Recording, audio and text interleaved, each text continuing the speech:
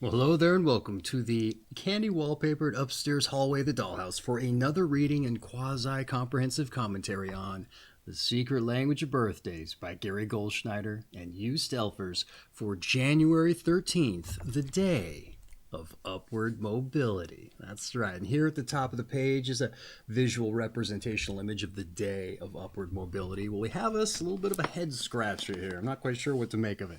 Boom, what is it? It's like a pyramid that is sitting beside a square that it ostensibly was recessed inside of. That's right. Does that speak to the day of upward mobility? Hey, who's to say? I don't see any direct connections, but maybe we can make some kind of connotations as we get on with the read. That having been said, it's not altogether all too important, the visual representational image. Not when it's somebody's birthday. No, what's important around these here parts is wishing you a happy birthday. So happy birthday, all right? But if this video finds you late, I don't know, days, weeks, months, whatever the case may happen to be. But if that is the case, I just want to say I hope you had a happy birthday. All right. But for everybody else who's joining us randomly, or more ideally to celebrate the January 13th birthday, I just want to say hello, welcome, and I hope you enjoy yourself. Now, before I dive in with the redirect, something I like to do around these here parts, and that's roll some dice. That's right. This is the DykASSt birthday broadcast, so I like to live up to the namesake, but I do so more importantly for synchronicity's sake. And here I rolled a 5 and a 4 for a 9. That's right. Now, what is synchronicity? You're probably wondering. Well, my friends, a lot of the times we get out into the world, get on with the daily commutes, chasing after our errands. We're very narrow or singular of focus, all right? We often got the blinders on to what's going on around us. Not to say we're not seeing things, but maybe we're just not really taking them in and giving them consideration, all right? Because I've heard it told the universe will put things in our path to help us realize our goals or manifest our aspirations. And if we're narrow of focus, got the blinders on, hey, we might not be seeing those things for what they are. And so this is an opportunity to take those blinders off. That's right. And see what the universe has in store for us. And with something that we can't help but notice. That's right. Mutually agreed upon daily numbers. Now, you don't have to go with the numbers I rolled for you. The intention is there, but it's probably advisable you take your own set of dice so you can ascribe directional values to number sets and time limits with which to go in those directions. Then, so you go out in the world, pick out a spot to say, kind of having a little afternoon with and set off, maybe like the park, the public park, say. So you set off from there, you roll yourself your numbers, get a time limit, directional value. Maybe get to the end of that time value, and hey, you're not necessarily seeing anything. Well, you got to get those blinders off. The day might start to take on a theme. Let's go with the visual representational image. Maybe you start seeing pyramids everywhere. Not to say like in a literal fashion. It could be something insofar as something symbolic of as much. Maybe an advertisement with a pyramid in the image there, or perhaps the word put on something like I think a pack of cigarettes. Perhaps we don't see those very often. But hey, maybe you just so happen to see someone bumming a smoke and there they are, the pyramid brand. I think that's a brand. At any event, I think you get the idea. Hey, but let's say, I don't know, maybe you're not seeing anything. You get to the end of your time value, you look up at, say, the street sign, and hey, you're not even on 9th Avenue. Maybe it's like 10th, and the cross street isn't pyramid or anything like that. You know what? Don't get dissuaded, folks. Just roll yourself another time value, another directional value there, and head on out, rather. So let's say you get to the end of this particular time value. Again, you're not necessarily seeing anything. Maybe you're just standing next to a sewer grate. This doesn't seem like much. You know what? Just take some time, compose yourself. Be open to things falling into a course there for you, falling into line if you like, and maybe you look down into that sewer and I don't know, maybe you see something shiny amidst the leaves there or the snow, whatever the season may be. It's winter, right? But maybe you find this late. Like I said, hey, you know what? You don't necessarily have the strength to pick up one of them heavy sewer grates if you even wanted to touch as much to see what that shiny what a tchotchke may be. But hey, what happens now? Maybe someone just so happens to be coming down the sidewalk there, and they're asking what you're looking at. Hey, you know what? Be open with what you're doing. You're rolling dice and all this. Somebody sees you thinking that something's a little bit off. You know what? Show them your video. Show them this video. Show them the dice. You never know. It might just so happen the person you show it to it's their birthday too. Stranger things have happened, all right? And maybe they're asking what you're up to, and you're like, I don't know, the dice led me here. I'm kind of going on faith with what this guy's been saying, trying to investigate everything that's happening, and there's something shiny down in there. Hey, you know what? Maybe this individual just so happens to have one of them telescoping magnets there. Maybe he works at the tire shop right up the block. Drops it down in there, and what does he pull out? Oh, it could be like, I don't know, a 10 millimeter socket, say. Those things are always getting lost. And then you go in the market to buy one to kind of complete your set, and they never fit back into the recess there in the case. Boy, hey, you know what? Maybe this one just so happens to. So the universe is looking out for you in that case. Maybe that individual's like, man, I lose those things all the time. And maybe you see something else shiny down in there. Drop back down. Oh, what's this? Another one. Hey, you know what? Maybe you just so happen to stumble onto the other end of that wormhole that those always seem to disappear into. That's right. Or maybe, maybe the sewer grate's connected up with the tire shop, because they're probably losing them all the time too. It just so happens to roll down and be the catch-all for it. Could be. But you know what? Synchronicity, folks. Go with me here. I think you get the idea. See what things line up. And you know what? Maybe this individual, hey, they're not doing anything. And you know what? Maybe they're just apt to join you on this thing. And you just made a brand new friend, regardless of whether it was their birthday or not. Which is huge, because when more than one person is focused on the same outcome, you're often said to manifest greater results. So get on out there, see, taste, touch, smell, intuit a little bit of magic, like some coincidences or synchronicity, and you'll understand why I brought it up. That's right, get those blinders off. In any event, I think you get the idea, so let's dive in with your birthday read. All right, your month is January, your day is the 13th, your sign is 22 to 24 degrees Capricorn, of the Capricorn III period specifically. And your quality and element is Cardinal Earth. All right, January 13th, the day of upward mobility. Those born on January 13 are very much concerned with enhancing their security through improved status. Of course, some January 13th people are born into wealth, but most struggle upwards their whole life to achieve a position of preeminence, power, security, and authority. Having bettered their lot, rarely if ever will they allow themselves to slip back into a lower social category. And indeed those January 13th people, who have risen from poverty often display a repulsion for their humble beginnings. Thus, they generally feel more comfortable identifying with the middle and upper financial classes. Being well off, very well off, comfortable, or simply secure are the only possibilities far as these determined individuals are concerned. The theme of upward mobility may be a kind of philosophical outlook for this day. January 13th people are devoted to human self-improvement in a larger, more profound sense, and seek to educate, enlighten, and intellectually broaden their family and friends, as well as themselves. Having an often remarkable memory aids greatly in such endeavors, as does a buoyant sense of optimism. And January 13th people can carry a great deal of insecurity with them. As they constantly seek to better themselves, they may not be comfortable where they are at any given time. And they may insist on their correctness in all things to assure themselves. And those born on this day can thus have great difficulty admitting to any weakness or failure in their makeup. It is not so much that they consider themselves perfect, but that admitting poor judgment, errors, or lack of knowledge could begin them on a downward spiral, which they will not allow. Proud above all else, January 13th people hate putting themselves in an inferior position relative to anyone they know, as this may amount to a mania at times. And for all of the above reasons, January 13th people run the risk of being unrealistic as regards their true abilities and successes. And not overly concerned with the opinions of others, they may increasingly rely on their own judgment to the exclusion of outside input. And naturally, this attitude isolates them and ultimately wins them few friends.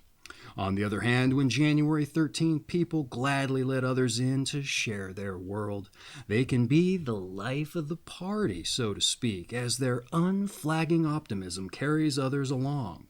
And though highly opinionated and sometimes stubborn, those born on this day are never boring. And January 13th people should strive to keep their kindness and generosity alive, particularly since their ability to give and take freely is an important indicator of their mental well-being, and in later life particularly. Non-conditional giving, as well as being able to accept gifts from others without feeling threatened, are important goals for them to strive for. And above all, those born on January 13 must never forget their roots and deeply human origins. All right, somewhat narrow of focus birthday breakdown here for you today. Though with the Capricorn period, that seems to be a general theme, which kind of breaks with the rest of the book. Typically, there's only one day in the month, or one numbered day in the month, rather, where they really hyper-focus down on one particular theme and then expand out. That having been said, I think they expanded out quite a bit and provided quite a bit of value. And they tend to do as much, but it's nice when they can round it out with other things to say, like maybe what you like as parents, or what your childhood was like, and how that affects certain things. And they didn't really do that here, so that's why it was somewhat narrow of focus. But having said that, I'm probably getting ahead of myself. Let's dive into that commentary I mentioned, see what I had to say about the breakdown here. All right, January 13th, the day of upward mobility. All right, you're very much concerned with acquiring security in your life. The reading claims you may effort toward this by improving your status and acquiring power and reaching for authority. Determined to improve your position in life, the reading also claims that outside of moving up social ladders, you'll also have a yearning for self-improvement. And not just for yourself, but for others as well.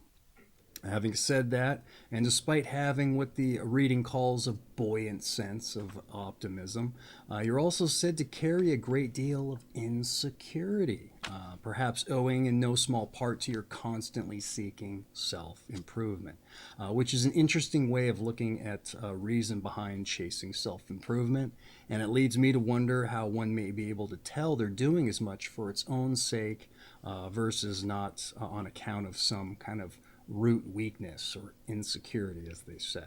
The reading claims this dynamic showcases a difficulty in admitting weakness, and by not seeking to improve in the areas you deem lacking, it could be the beginning of a downfall, all right? Or at the very least, I'd assume, giving up previously hard-fought for ground. Which I can't say is the worst thing. It's rather common sense approach to ensuring an upside, all right, not giving in to the weaknesses there. You're always building, always improving, but I can see how it may get out of hand, and I think ultimately this is why the reading brings up the fact that it could, especially if the idea of an inferior position relative to anyone could amount to a mania. That's right. Only said better. I mixed up a couple words in there. But that's an interesting dynamic there, I would say, for sure. And as you certainly don't hold the patent on self-improvement or seeking to rise to the top, here it's discussed for you specifically, all right? So there may be some merit to some of these advisements that they give you. Because like I said, it's a common theme, people who strive to rise to the top, but they don't necessarily get the advice that you've gotten here or go over the things that they've gone over for you. So maybe put a little bit of merit behind it, like I said, or just take note of it. They also made mention of unrealistic ideas relating to abilities and successes, and little concern for outside input, an ability to be the life of the party, stubbornness, high opinions, and consideration for one's roots. And that all essentially culminates yet another earmark Capricorn quality laden day in so many days. This Capricorn III period seems to really drill down on folks who just have like all the earmark Capricorn qualities for one reason or another. But they also have some suggestions as to what to look for and how to improve on those things, so you should appreciate that in that case if you're out there to self-improve. That's right. But essentially that rounds out the birthday breakdown. Like I said, somewhat narrow focus, but within that focus I thought they really expanded out in scope. So that having been said, that's been the breakdown. Let's move on to your numbers and your planets. All right, those born on the 13th of the month are ruled by the number 4, as 1 plus 3 equals 4, and by the planet Uranus, or Uranus, depending upon how you like to say it, which is both erratic and explosive. All right, and for January 13 people, the combined influence of Uranus and Saturn, which is the ruler of Capricorn, can indicate secretiveness, guardedness, and perhaps a violent temper. Interesting. The number 4 typically represents rebellion, idiosyncratic beliefs, and a desire to change the rules. However, January 13th people may become overly authoritarian in laying down their own rules once they themselves occupy a position of power. And although the number 13 is considered unlucky by many people, it is rather a powerful number, which does carry the responsibility of using its power wisely or inviting self-destruction. All right, very interesting. All right, the number 4 and the planet Uranus, or Uranus. So what we got here? Let's get back into the notes, see what I'd say. What connections I can make here for you. For erratic and explosive tendencies, all right, representing rebellion, idiosyncratic beliefs, and a desire to change the rules. That's right. The constrictive planet Saturn, when coupled here, is said to indicate secretiveness and being guarded, which I believe I've seen pop up when this co-rulership presents. But a potentially violent temper to that end, that's not something I think I've seen pop up in this particular dynamic. So that's rather interesting. And I also didn't really get that impression from the breakdown, this violent temper. But having said that, the reading warns of becoming overly authoritarian once you've established your seat of power, which comes up more often than not in such situations. So again, another common sense aspect there, I would say. But in your case, just think of the number 13's power in risking self-destruction if you don't use your power wisely. That's right. So a little bit of an interesting dynamic there. I think I've seen also sometimes that Saturn will curb a little bit of Uranus's power there. Saturn being a somewhat constrictive, conservative sense of moral value kind of planet there. That's if you're leaning into the astrology thing. That's just what I recall. I don't know one way or the other, but I found it interesting that didn't seem to apply here necessarily. But in any event, that's been your numbers and planets, so let's move on to your tarot. That's right, one of the more eclectic of the New Age metaphysical ideologies. But hey, it's just here in the book. We don't have to take it home with us. We'll start dealing out cards to, say, predict our future or whatever, or however they're used. So let's see what we see. Maybe we can make some more connections, find something interesting. Sometimes we do. So let's dive in. The most misunderstood card in the tarot is the 13th card of the major arcana, Death. That's right. Which very rarely is to be taken literally, but generally signifies a letting go of the past in order to grow beyond limitations. Metamorphically. And both this card and the number 4 suggests that January 13th people must guard against discouragement, disillusion, pessimism, and melancholy. All right. Rather concise breakdown for the Death card. Once a month card here. But hey, let's see what I had to say about it here before we get ahead of ourselves. The Tarot card. All right, you got Death. All right, a once a month card. And some of these repeat depending upon the number. But you're the only one that gets the Death card there, the 13th day. And it's also seldom further elaborated on, more so than it was here. And when I say seldom, I mean never. Yeah, they tacked on a little bit of an advisement here for you, but that's about the extent of it. So you got a little personalization there, but not enough to really it can be a good indicator of them taking the time there, I would say. But if the card is to be taken to signify a letting go of the past in order to grow past limitations, and we're taken to represent letting go of insecurities to grow, I would say it's quite the apt card for you. And they could arguably be seen as the same thing, letting go of the past and then trying to grow. But that said, if you let go of your insecurities based on the breakdown, that may mean relinquishing your drive to improve yourself, interestingly. So you're in quite the moral dilemma, depending upon which advice you take, I would say. You can either abandon your insecurities and cease improving your self-growth, or continue self-growing and accept your insecurities. Interesting. Doesn't necessarily sound logical, but I think that's how the math kind of shakes out there based on how they presented the information. Just don't get discouraged or disillusioned if that's possible, considering such seeming cognitive dissonance with as much. That's right. You're trying to improve yourself so you aren't insecure, but that could be an insecurity in itself. Boom, cognitive dissonance. It doesn't seem to equate out. Any event, hey, that's been your tarot, what I tried to add to it there for you.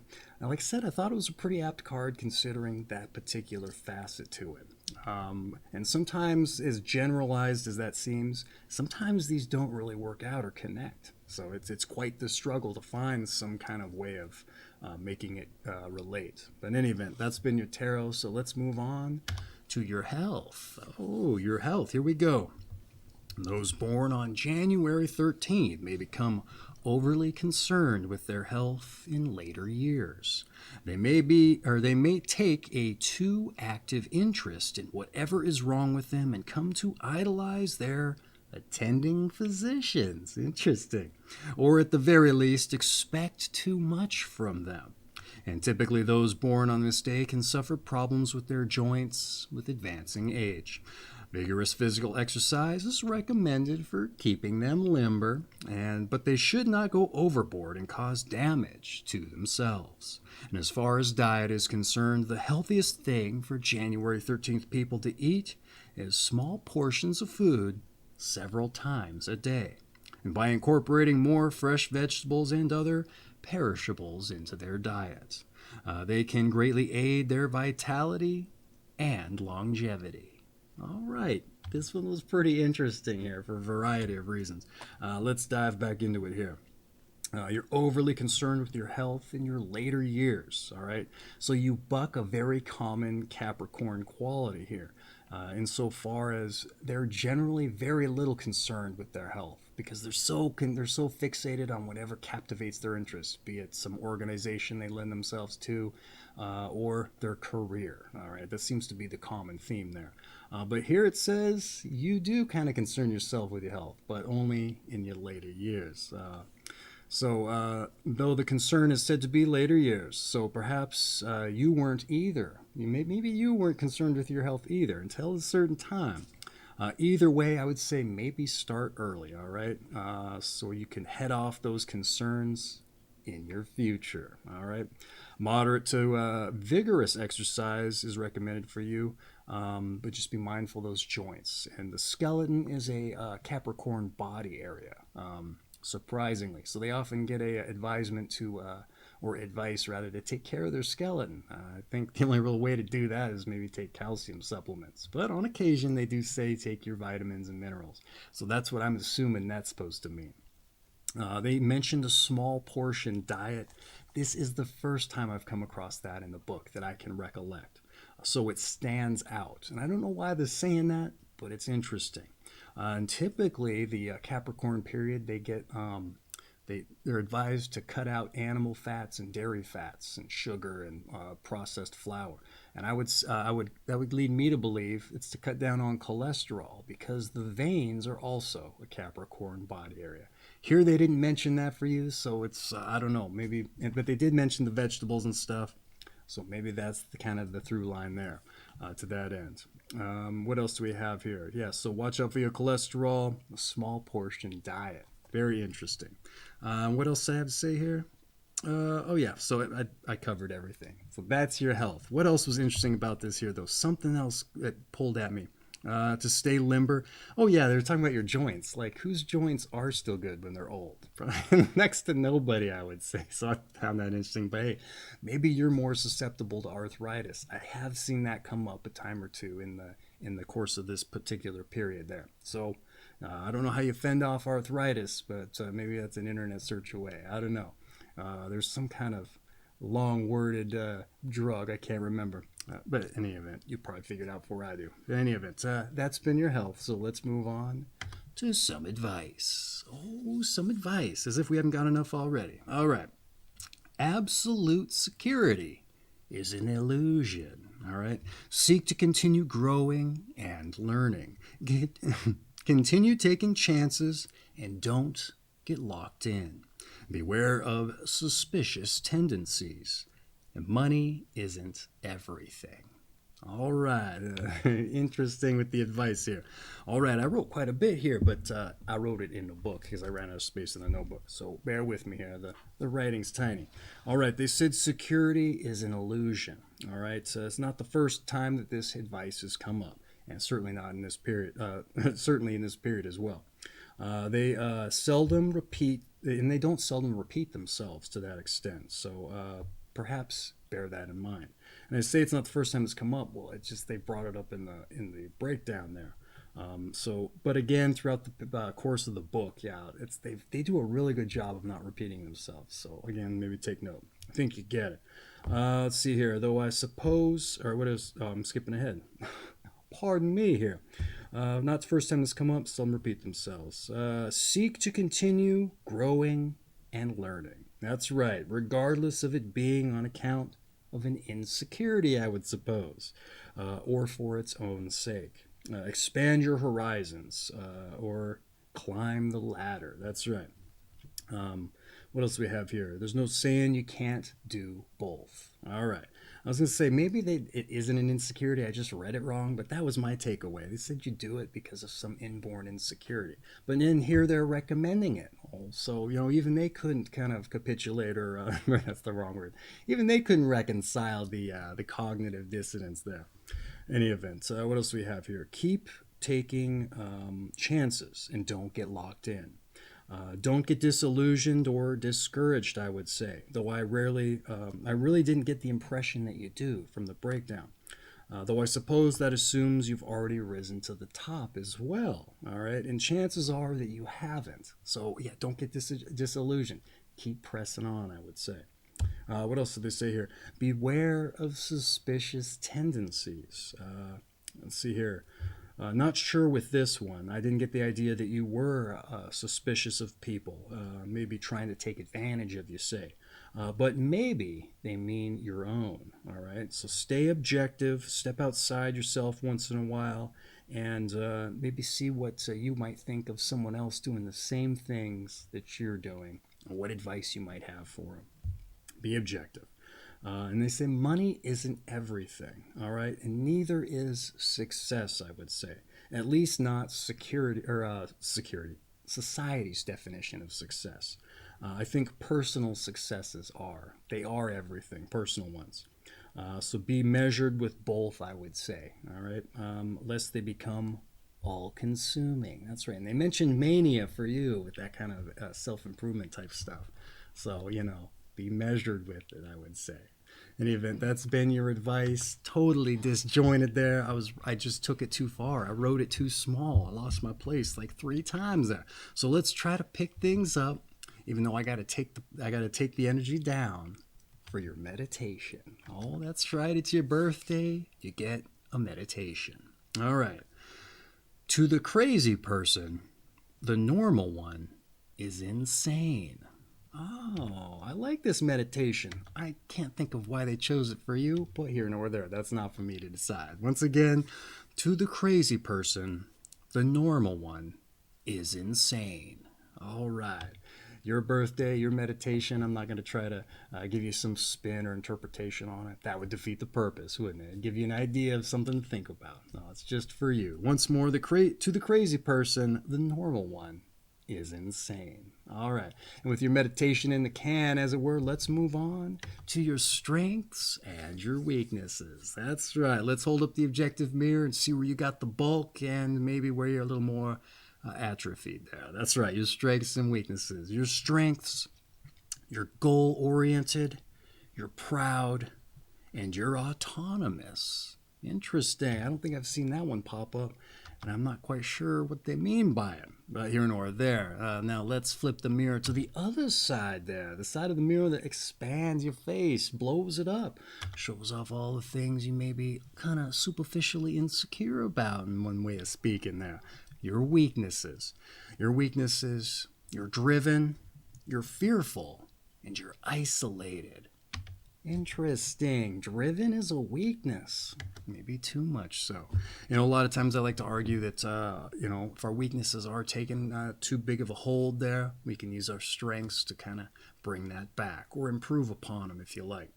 But I also like to say sometimes our weaknesses can be strengths. I definitely say driven, it could be a strength for sure.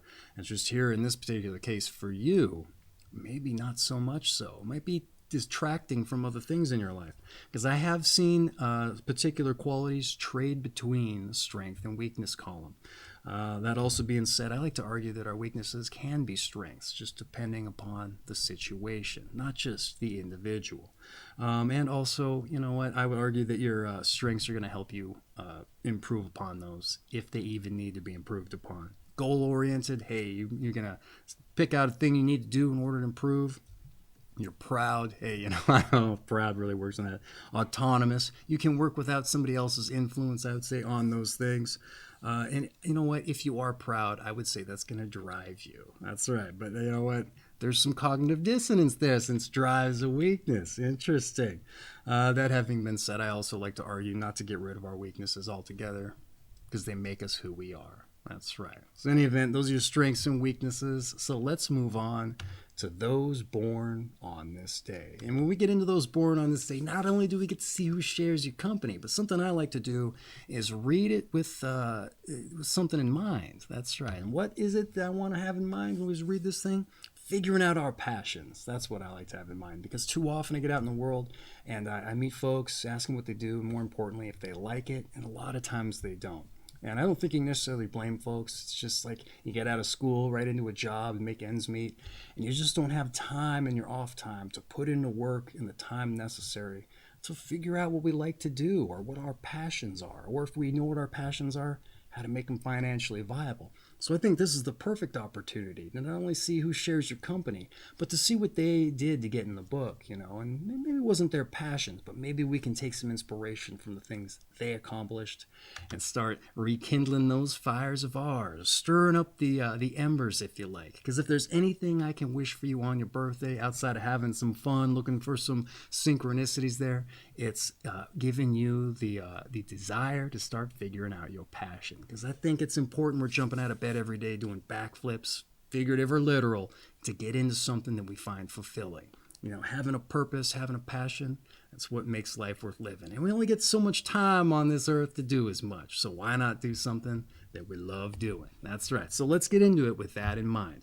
Those born on this day. We start off with Horatio Alger, who was a writer of boys' books, success stories, and rags to riches, it says. We also have George Gurdjieff, a Central Asian philosopher responsible for Tales of Beelzebub, Meetings with Remarkable Men.